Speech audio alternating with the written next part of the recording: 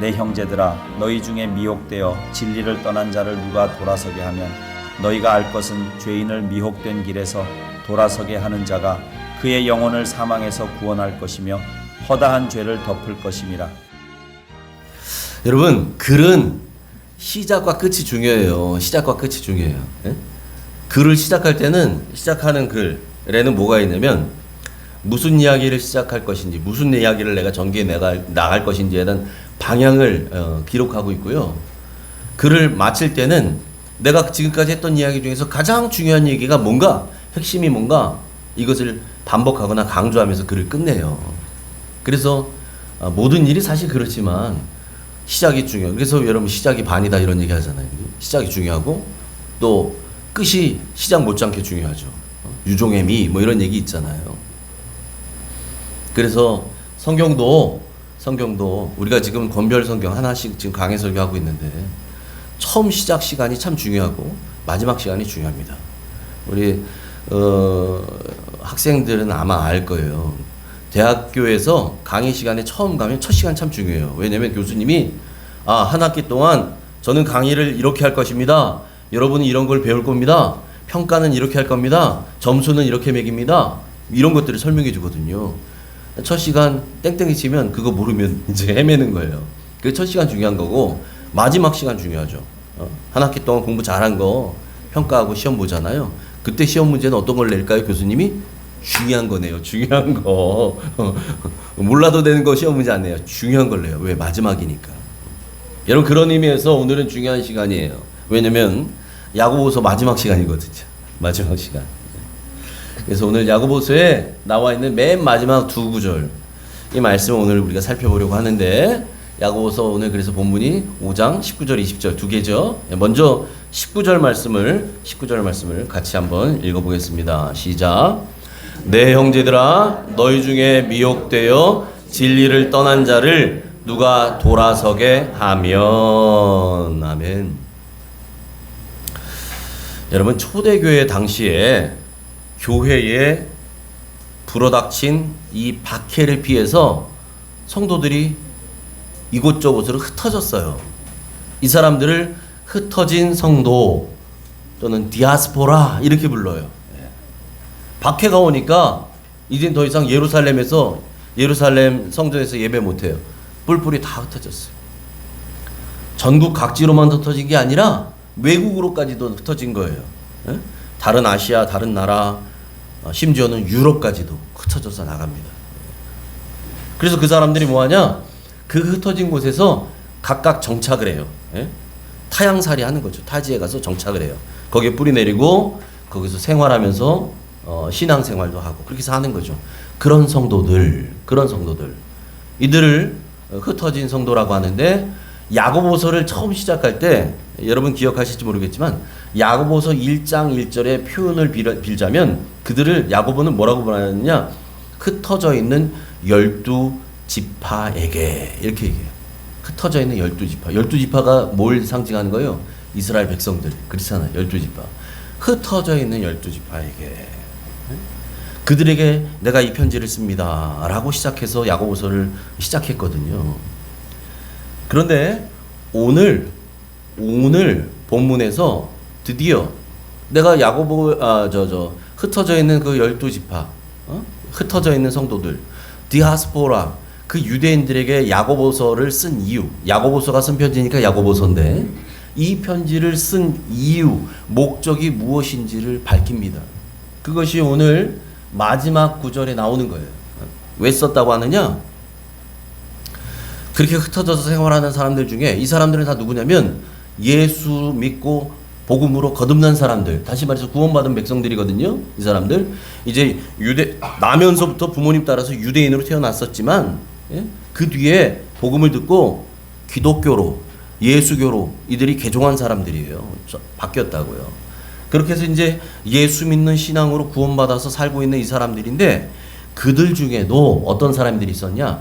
미혹되어 진리에서 떠난 자들이 있었다는 거예요. 진리에서 떠났어요. 미혹당해서. 그래서 야고보가 왜 이 글을 썼느냐, 이 야고보서를 왜 썼느냐, 결국은 그들을 돌아오게 하라. 다시 이거 하라고 야고보서 썼다는 거예요. 그래서 오늘 야고보서를 다 끝내는 맨 마지막에 뭐라고 얘기해요? 내 형제들아. 믿음의 형제들이죠? 지금 전 세계에 흩어져 있는 믿음의 형제들, 믿음의 성도들. 너희 중에 미혹되어 진리를 떠난 자들, 그런 자들을 돌아오게 하라. 이런 마음으로 내가 이 글을 썼다. 이런 얘기예요. 이런 얘기예요. 자, 그렇다면 여러분, 그 미혹돼서 진리를 떠난 사람들은 과연 무엇에 미혹됐을까요? 뭐에 미혹됐을까요? 크게 보자면 두 가지로 우리가 생각해 볼 수 있어. 두 가지로. 두 가지로 오늘 제가 정리해서 얘기를 할 겁니다. 첫 번째, 어디에 미혹되었는가 이 사람들이. 첫 번째는 이단 사설과 교리에 미혹되었어요. 잘못된 이단 사설과 교리에 미혹당해 버렸어요. 이 사람들이. 예. 여러분, 이단이라고 보통 하는 이단들이요. 이단이 왜 생겨요? 여러분, 이단, 짝퉁, 가짜 이런 게 왜 생기냐면 진짜가 가치가 있으니까 생기는 거예요. 무슨 말이냐면 여러분 보세요. 제가 예를 들어서 아주 유명 브랜드, 뭐 이름만 들어도 알만한 아주 비싼 그런 뭐 신발을 하나 신었다고 봐요. 그러면 사람들이 다 관심을 갖겠죠. 그 어떻게 나도 저거 신을까? 그래서 여러분, 저 학교 다닐 때, 학생 때, 어릴 때는 나이키는 살 수 없으니까 우리 집에서 나이키하고 비슷한 디자인으로 만든 신발들이 있었어. 막 써보면 나이키가 아니라 나이스 이렇게 써 있어요. 영어로 나이스. 이런 신발. 예? 그래서 학교 다닐 때 반에서는 뭐 했냐면 실내화 신었거든요. 예전에 실내화 하얀 거. 실내화에다 애들이 거기다 매직으로 왜 그걸 그려? 이렇게 나이키 마크를 그려요. 어? 내가 우리 집안 형편상 나이키는 못 사니까 내가 이거라도 그리고 다니라 이러던 애들이 있었다고요. 네? 여러분, 그 물건이 고가고 높은 가치가 있으면 반드시 거기에는 짝퉁이 나오게 돼 있어요. 그런데 누구나 다 뭐 돈 1, 2천 원 들고 가게 가면 살 수 있는, 흔하게 살 수 있는 거, 그런 건 짝퉁 절대 안 만들어요. 만들어봐야 팔리지도 않아. 근데 진짜 진품이 가치가 있는 것들은 반드시 짝퉁이 나오게 돼 있어요. 여러분, 그래서 기독교 이단이 그렇게 많은 거예요. 왜? 기독교가 진짜거든요. 엄청난 가치가 있거든요.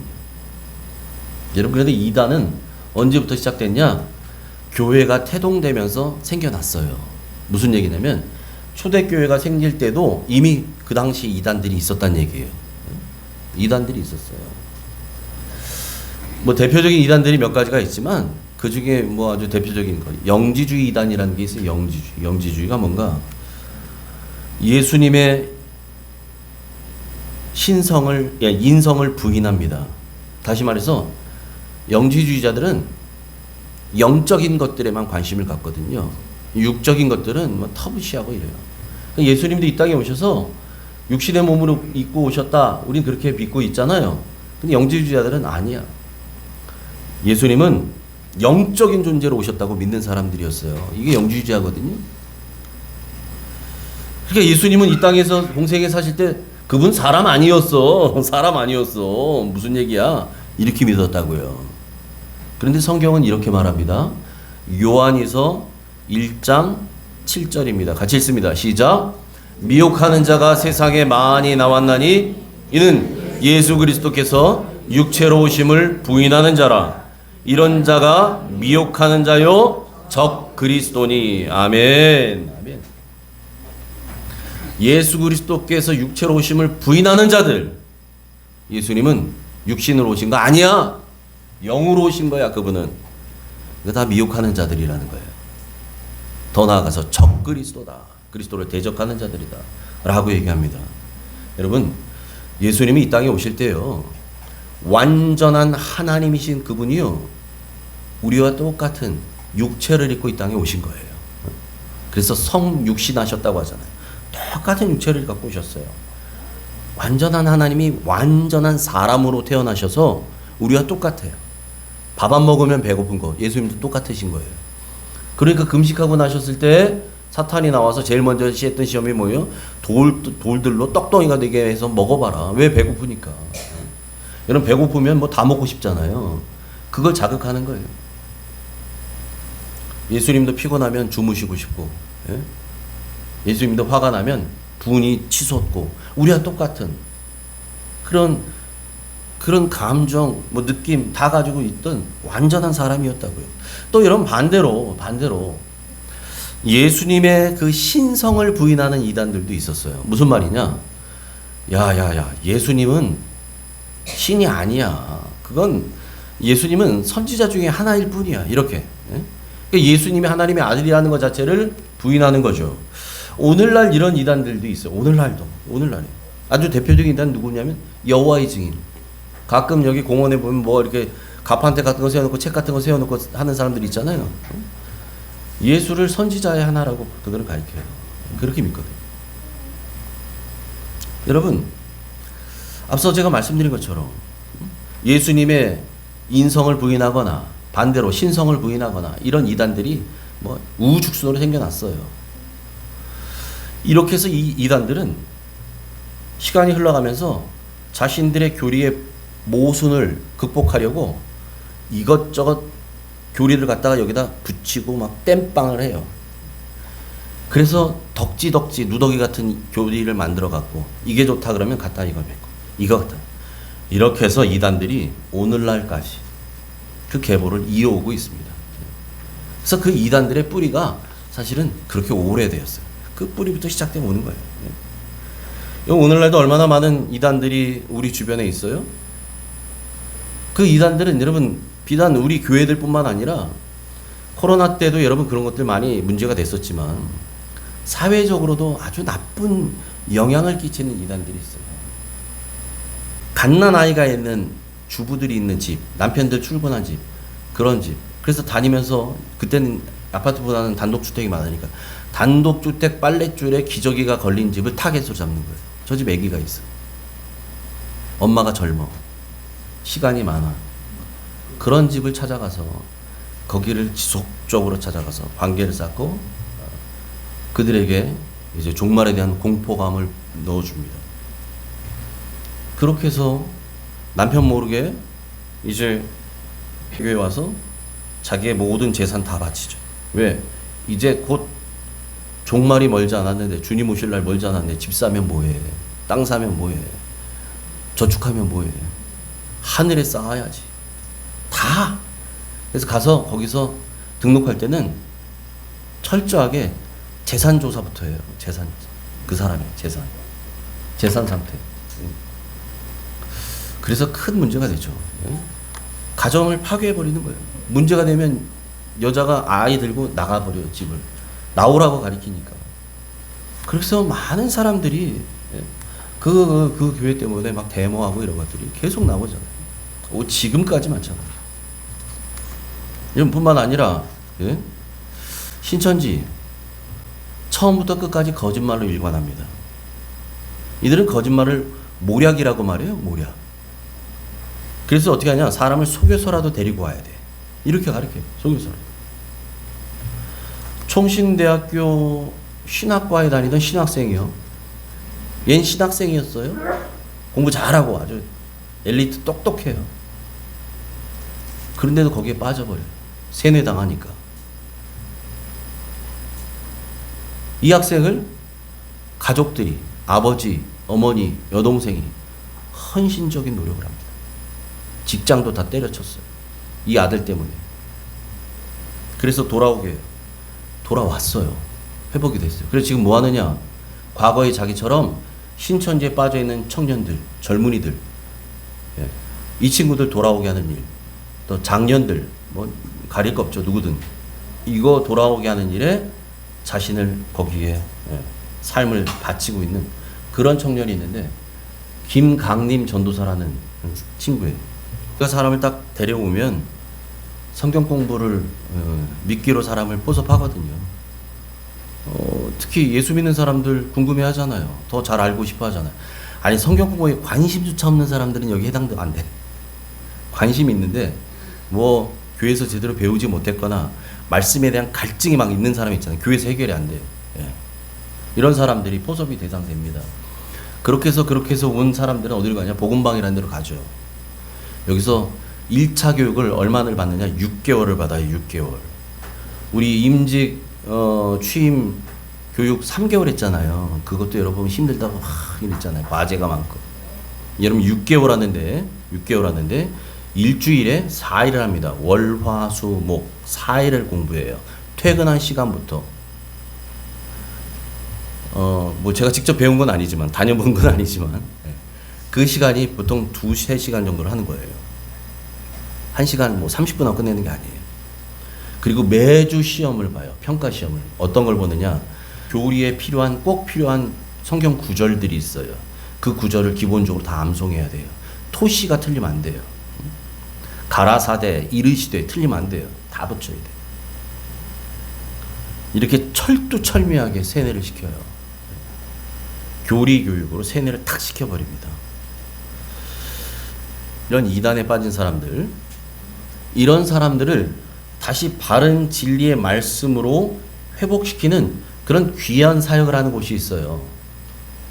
이단 상담 연구소라는 그런 곳이에요. 이단 상담. 아까 보셨던 이 김강림 전도사, 젊어 보이죠? 30대 초반이에요. 이분도 지금 그래서 구리에 있는 이단 상담 연구소 거기에서 사역을 하고 있는 거예요. 거기에서 또 세워진 교회에서 하고 있죠. 그러니까 신천지에서 나온 사람들이 갈 교회가 또 없어. 색안경을 끼니까 그런 사람들 데리고 또 예배를 하고 하는 거죠. 여러분, 여하튼 그래서 혹시라도 우리 성도님 중에 가족이나 지인 중에 이런 이단에 빠진 그런 사람이 있다면 내가 설득해서 내 논리로 내 말로 설득해 보겠다 그렇게 생각하지 마시고 정말 간절히 기도하면서 이단 상담 전문가에게 도움을 받을 수 있기를 제가 권해드립니다. 그래서 유명한 말 있잖아요, 여러분. 진료는 누구에게? 의사에게. 약은 약사에게. 이단은 이단 상담 전문가에게. 할렐루야. 아멘을 안 하네요. 맞다니까요. 자, 이렇게 해서 앞에서 지금 제가 왜 이단 얘기를 했냐면 지금 미혹돼서 진리를 떠난 자들이 있거든요. 떠난 자들. 그 떠난 사람들 어디에 미혹됐는가? 첫 번째, 이런 잘못된 이단 사설, 교리에 미혹되어서 떠난 사람들이 있다는 거고. 두 번째, 어디에 빠진 사람, 어디에 미혹되어 떠났는가? 세상 유혹에 미혹된 사람들. 그래서 떠난 자들이 있었어요. 세상 유혹에.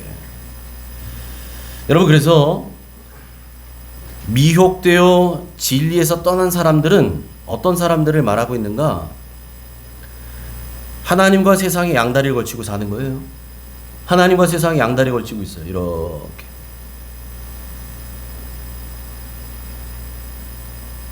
주일이면 교회 쪽 다리에 힘을 주고 있고 지나고 나면 세상 쪽 다리에 힘 주고 살고 양다리. 그러다가 결정적인 순간에 진리를 버리고 세상으로 떠난 자입니다. 몸은 교회에 있어요. 그런데 마음은 세상을 사랑해요. 이런 자들이에요. 교회에 적은 두고 있지만 여전히 세상을 사랑해요. 더. 이런 사람들. 이런 사람들을 보고서 야고보서는 어떤 사람이라고 표현하냐면 야고보서 1장 8절에 두 마음을 품은 자라고 그래요. 두 마음을 품은 자. 같이 읽습니다. 시작. 두 마음을 품어 모든 일에 정함이 없는 자로다. 아멘. 두 마음을 품은 자라. 여러분, 두 마음을 품은 사람의 문제가 뭐냐면 하나님을 사랑하지 않는 게 아니에요. 두 마음을 품은 사람도 하나님을 사랑한다고 합니다. 하나님을 믿는다고 말해요. 예?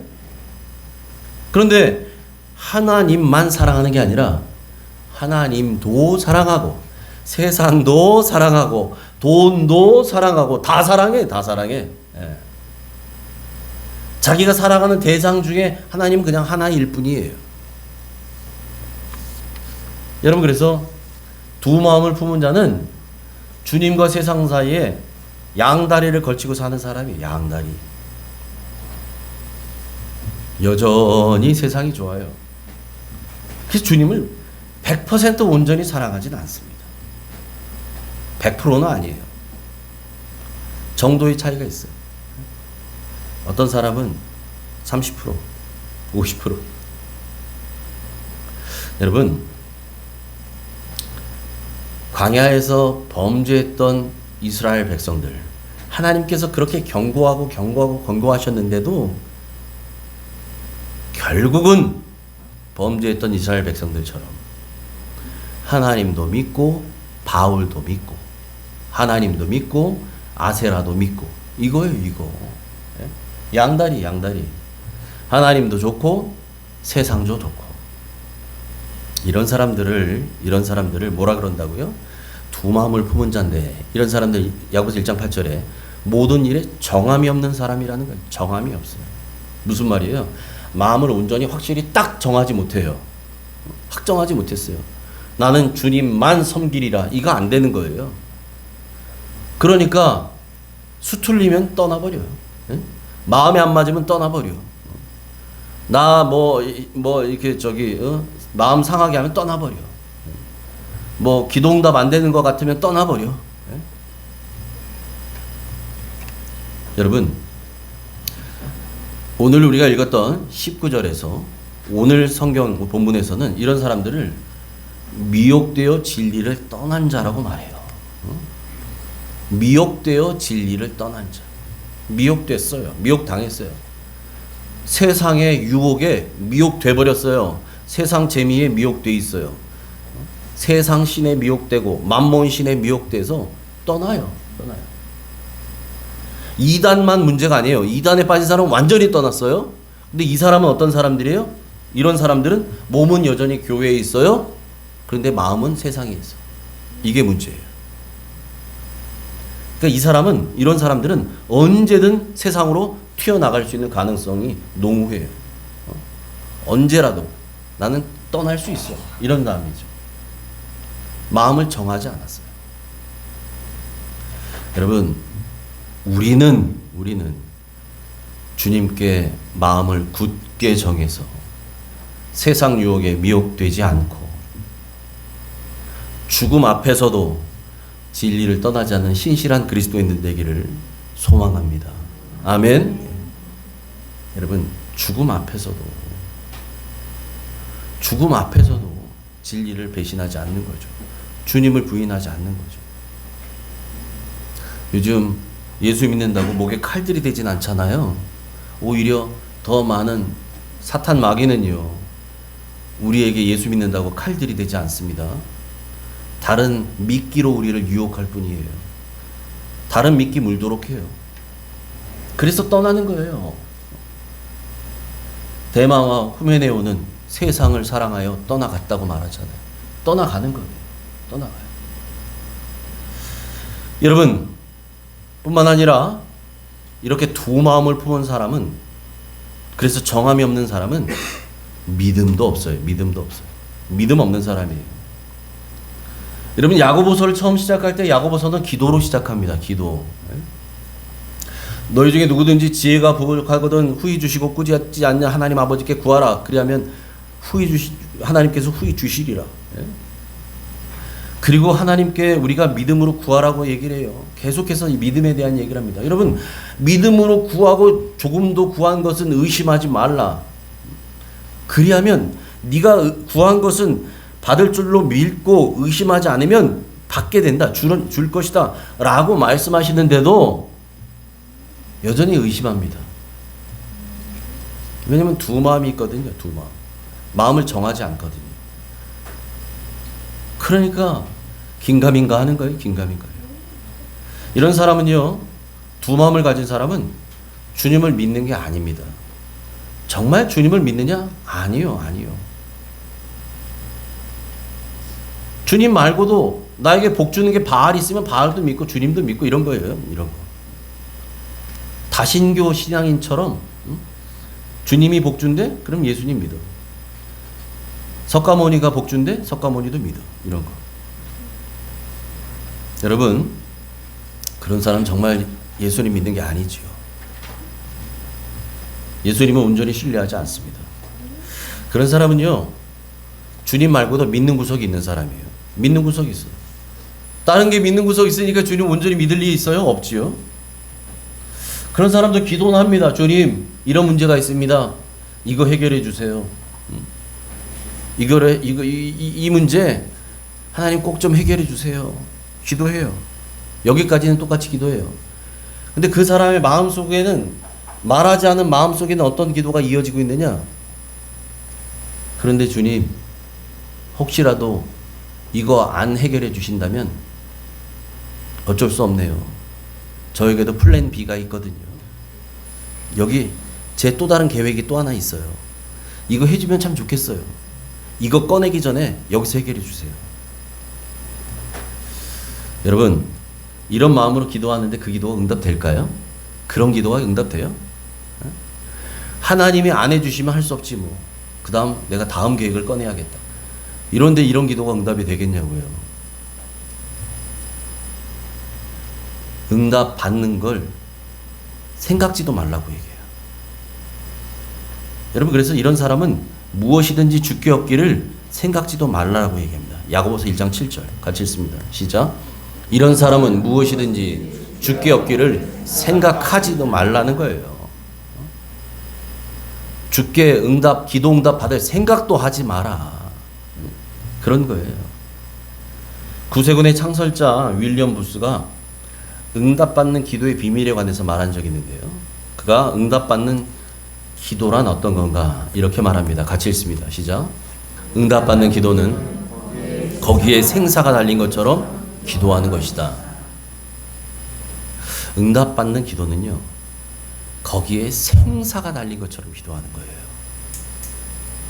그런데 대충 할 수 있어요? 죽느냐 사느냐가 달렸는데 저 문제에 그냥 대충 그냥 몸 좀 컨디션 좋으면 한번 기도 그때 한번 해볼까? 그건 생사가 달린 문제 아니에요. 그죠? 정말 여러분 응답받는 기도를 원하신다면 거기에 생사가 달린 것처럼 기도하시기 바랍니다. 생사가 달린 것처럼. 생사가 달린 것처럼 드리는 기도에는요, 결코 두 마음을 품을 수 없어요. 예? 안 돼요. 그런 기도는 주님 아니면 안 됩니다 라는 믿음으로 하는 기도예요. 생사가 달렸는데요. 여러분, 죽느냐 사느냐 지금 암 수술을 받으러 들어가야 되는데 그냥 뭐 좀 어떻게 좀 잘 좀 해주세요 이러는 사람이 어디 있어요? 선생님 꼭 살려주세요. 꼭 살려주세요. 생사가 달렸거든요. 여러분, 여러분의 기도는 주님께 올인하는 기도 되길 바랍니다. 진짜 생사 달린 기도를 하세요. 진짜로. 예? 생명을 거는 기도를 하세요. 생명을 기도. 그냥 되면 되고 말면 말고 이런 기도 말고요. 기도하면서도 기도하는 내 마음속에도 이게 될까? 이런 기도 하지 말자고. 정말 주님 아니면 안 돼요. 이걸 진짜 고백합시다. 이걸 진짜 고백하자고요. 그런 기도가 나와야 돼요. 그런 기도. 그런 기도라야 응답받는 기도인 줄 믿습니다. 다시 오늘 본문으로 돌아가서 야고보는요, 미혹되어 진리에서 떠난 사람을 얘기하는데 이런 거잖아요. 그 사람들은 두 마음을 품고 삽니다. 두 마음을. 마음속에 몸은 교회에 있지만 마음은 세상에 있다 그랬어요. 두 마음을 품고 살다가 어느 한순간 탁 미끼에 걸려요. 미혹당합니다. 그러면 그것이 계기가 돼서 진리를 떠나버립니다. 진리를 떠나요. 그때는 완전히 떠난 자가 돼요.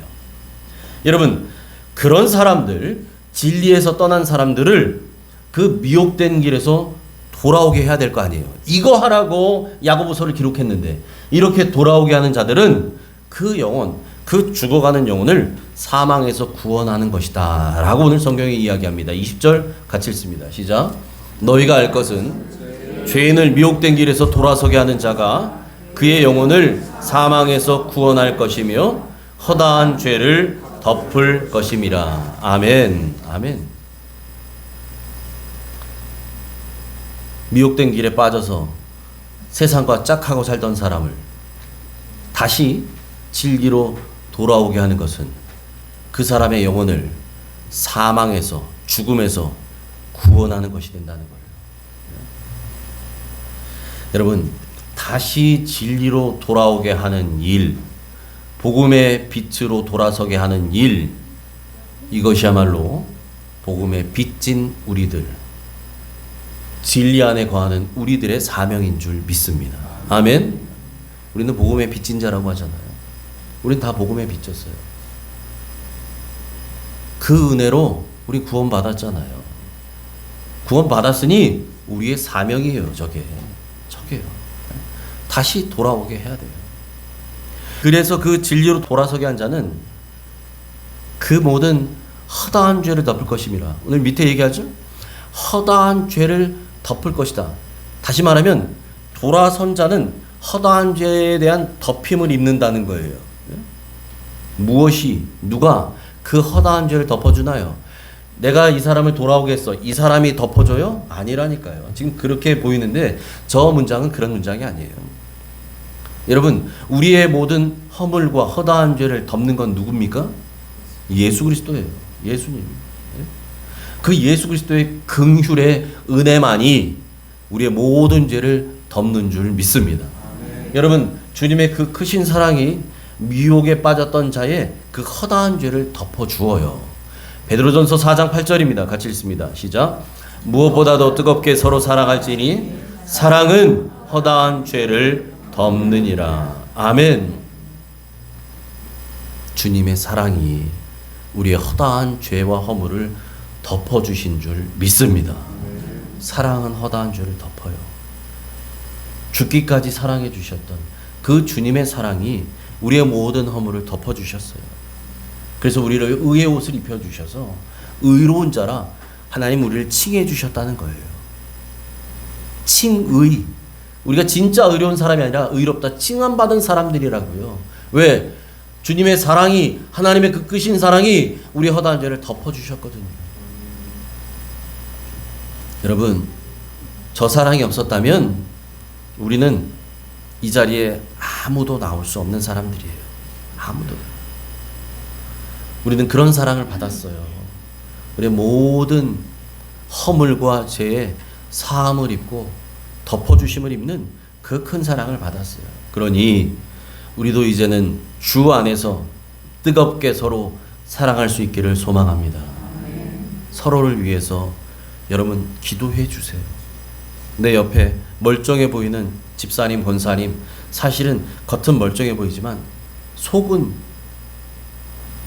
문드러지고 있는지도 몰라요. 집안의 문제로, 가정의 문제로, 자녀 문제로. 여러분, 우리가 서로 위해 기도해야 돼요. 서로 중보해 주어야 돼요. 여러분, 그래서 혹시라도 우리 안에 두 마음을 품은 사람이 있다면 주님께 마음을 굳게 정해서 진리에서 떠나지 않도록 기도하며 권면해 주시기를 바랍니다. 아멘. 그래서 여러분, 다니엘서 12장 3절 하반절은 뭐라고 말씀하시냐? 이렇게 말합니다. 같이 읽습니다. 많은 사람을 옳은 대로 돌아오게 한 자는 별과 같이 영원토록 빛나리라. 아멘. 바라기는 이 말씀처럼 옥정가족 모두는 많은 사람을 미혹되어서 떠나간 그 많은 사람, 떠날 준비하고 있는 그 많은 사람, 세상과 양다리 걸치고 사는 사람, 여전히 세상 더 사랑하는 사람, 이 모든 사람들을 옳은 대로 돌아오게 해서 이 땅에서뿐만 아니라 저 하늘에서도 별과 같이 영원토록 빛나는 여러분 되시기를 주님의 이름으로 축원합니다. 아멘. 하나님 감사합니다. 하나님, 영원히 죽을 수밖에 없는 우리들을 주님의 크신 그 사랑, 감히 형용할 수 없는 그 사랑으로 우리를 살려주시고 구원해 주시고 하나님 자녀 삼아 주셔서 감사합니다. 하나님, 우리는 그런 복음에 빚진 사람들입니다. 그 사랑을 받은 사람들입니다. 그러기에 하나님, 이제 우리도 그 사랑을 입은 사람답게 그 사랑을 나눠주는 사람 되길 원하오니 주님, 그렇게 사랑하는 사람들 되게 하여 주옵소서. 서로를 위해 기도하는 사람들 되게 하여 주옵소서. 혹여라도 두 마음 품은 사람이 있다면, 세상과 주님 사이에 양다리 놓고 사는 사람이 있다면 기도하며 건면하게 하여 주시고 믿음 안에 굳게 설 수 있도록, 그래서 바라기는 옥중의 모든 가족들이 많은 사람을 옳은 대로 돌아오게 하여 하늘의 별과 같이 영원히 빛나는 사람들 되게 하여 주시옵소서. 우리를 옳은 길로 돌아오게 해주신 예수님 이름으로 감사하며 기도하옵나이다. 아멘.